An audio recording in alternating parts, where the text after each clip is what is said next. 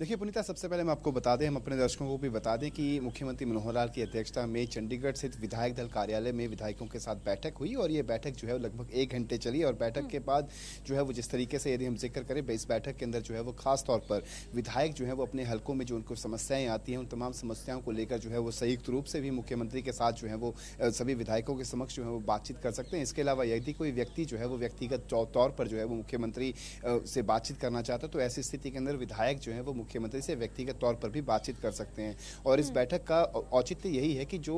मौजूदा समय के अंदर बीजेपी विधायकों के हलकों के अंदर जो कुछ समस्याएं हैं, उन समस्याओं का तुरंत प्रभाव से जो है वो निदान किया जा सके। साथ ही साथ विधायक जो है वो अपने हलकों के अंदर जो सरकार द्वारा जनकल्याणकारी नीतियां चलाई जा रही हैं,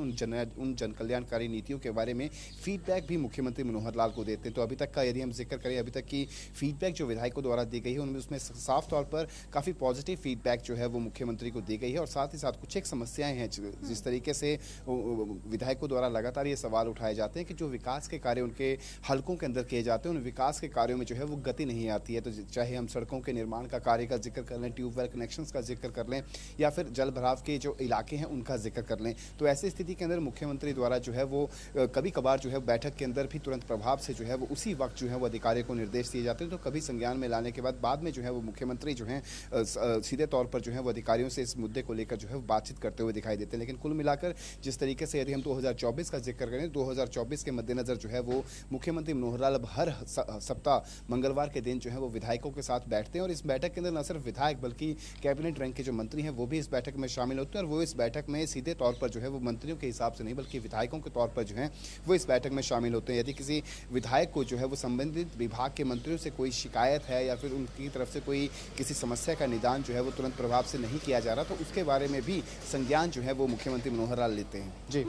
तो ये बताइए रवि कि आज की बैठक में कौन से ऐसे विधायक जो अपने क्षेत्र की समस्या को लेकर पहुंचे और साथ ही साथ क्या समस्या सबसे ज्यादा आज निकलकर सामने आई है?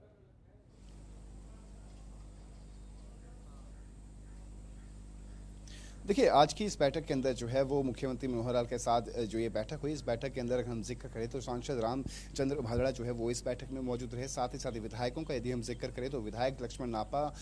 बैठक में मौजूद रहे, लक्ष्मण यादव जो है इस बैठक में मौजूद रहे, टूंडाराम इस बैठक में मौजूद रहे, सुभाष सुधा, लगभग 5 से 6 विधायक जो थे वो इस बैठक में मौजूद रहे। और उनके द्वारा अपने हलकों की जो समस्याएं हैं और साथ ही साथ जो विकास के कार्य करवाए जा रहे हैं और साथ ही साथ जो सरकार द्वारा जो जनकल्याणकारी नीतियाँ चलाई जा रही हैं, यदि उन जनकल्याणकारी नीतियों के अंदर किसी तरीके की कोई अमेंडमेंट करने की गुंजाइश है तो उसको लेकर भी सीधे तौर पर जो है वो मुख्यमंत्री मनोहर लाल से बातचीत करते हैं और अपनी तरफ से जो फीडबैक उनको दी जाती है उस फीडबैक को जो है वो मुख्यमंत्री तक पहुंचाते हैं। यदि अमेंडमेंट की जरूरत है, यदि हम परिवार पहचान पत्र का जिक्र करें, परिवार पहचान पत्र को लेकर जिस तरीके से लगातार चाहे बीजेपी के विधायकों का जिक्र करें या फिर विपक्षी दलों के विधायकों का जिक्र करें, उनकी तरफ से लगातार जो जिस तरीके से जो शिकायतें लाई जा रही थी, उन शिकायतों का जो है वो तुरंत प्रभाव से निदान भी जो है वो किया जा रहा था। और अब आज की स्थिति यह है कि परिवार पहचान पत्र से जो है वो काफी हद तक जो शिकायतें थी उनका जो है वो निदान किया जा चुका है। इसके अलावा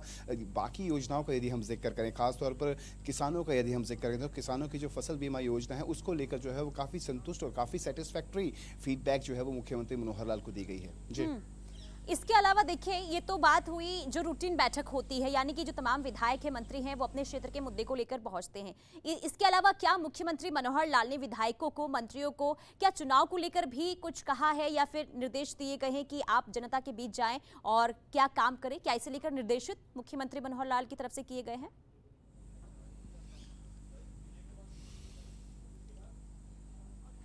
देखिए, जब इस तरीके की बैठकों का आयोजन जब किया जाता है तो जाहिर तौर पर इस तरीके की बैठकों के अंदर जो है वो चुनाव को लेकर भी कोई ना कोई दिशा निर्देश जो है वो पारित किए जाते हैं। मौजूदा समय के अंदर यदि हम विपक्षी दलों का जिक्र करें तो विपक्षी दल जो है वो काफ़ी एक्टिव और अग्रेसिव मोड में जो है वो सत्ता पक्ष को जो है वो घेरते हुए नजर आ रहे हैं। तो जाहिर तौर पर मुख्यमंत्री की तरफ से ये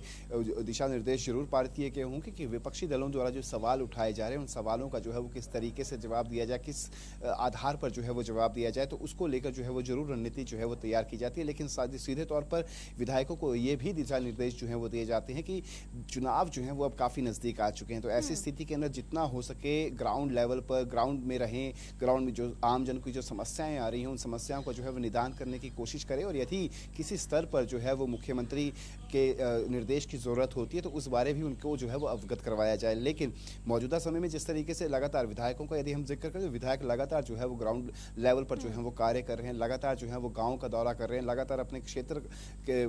जो भी इलाका है, चाहे शादी समारोह का आयोजन हो या फिर कोई अन्य फंक्शन हो, लगातार ठीक है, विधायक यानी जो कि है वो कुल वहाँ पे जा रहे हैं मिलाकर और ये यही कहा गया है कि आप एक्शन मोड में रहें, जो भी जनता को समस्याएं आ रही है उसे जल्द से जल्द दूर किया जाए। ठीक है, बहुत शुक्रिया रवि तमाम जानकारी के लिए।